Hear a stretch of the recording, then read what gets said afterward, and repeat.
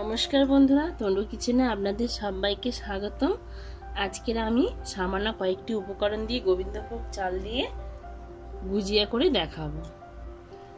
এখানে আমি গোবিন্দভোগ চালটাকে ধুয়ে শুকিয়ে নিয়েছি। এটাকে একটু গুঁড়ো করে নেবো মিক্সিতে দিয়ে।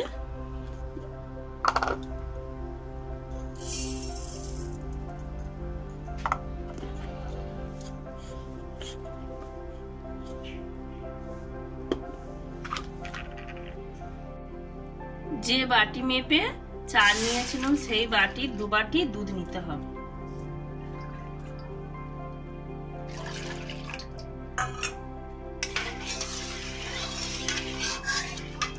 হালকা গরম হয়ে আসলে এখানে একটু আমুল দুধ দিয়ে দিতে হবে।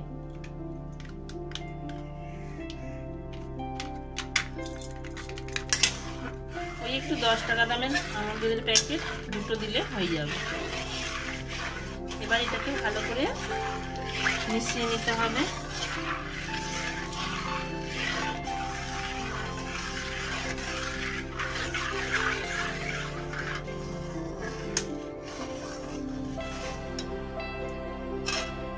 এবার এই দুধের মধ্যে চিনি আর ফাটি নেওয়া এলাচটা দিয়ে দিচ্ছি।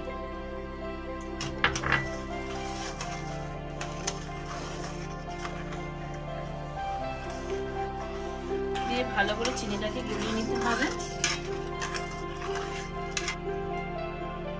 ভালো করে ফুটিয়ে নেওয়া হয়ে গেছে, চিনিগুলো আমার মিশিয়ে নেওয়া হয়ে গেছে। এই পর্যায়ে আমি একটু ঘি দিয়ে দিচ্ছি।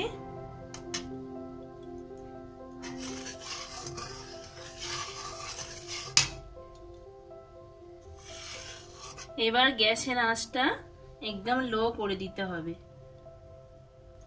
এবার এখানে চালের গুঁড়োটা আস্তে আস্তে মিশিয়ে নিতে হবে। আঁচটা একদম লো আঁচে রাখতে হবে, নাহলে তাড়াতাড়ি জমে যাবে। সেই জন্য একদম আঁচটা লো আঁচেই রাখতে হবে।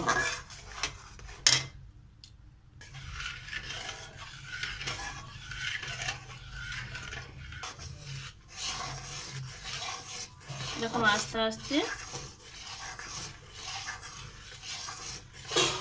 ভালো করে নেড়ে চেড়ে ডোটাকে বানিয়ে নিতে হবে।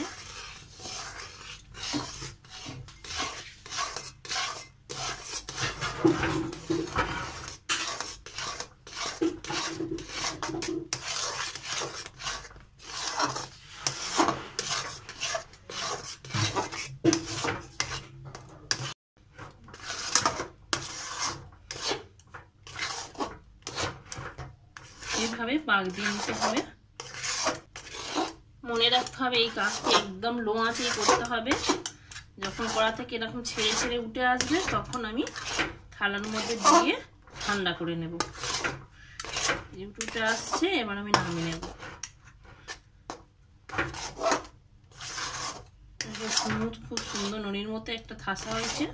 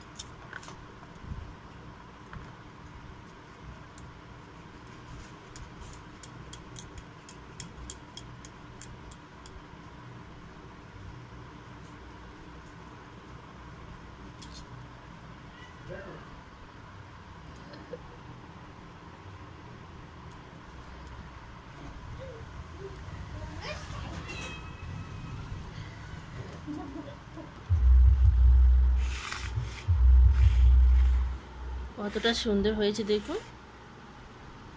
আজ এই পর্যন্ত, আবার দেখা হবে অন্য কোনো ভিডিওতে। টাটা।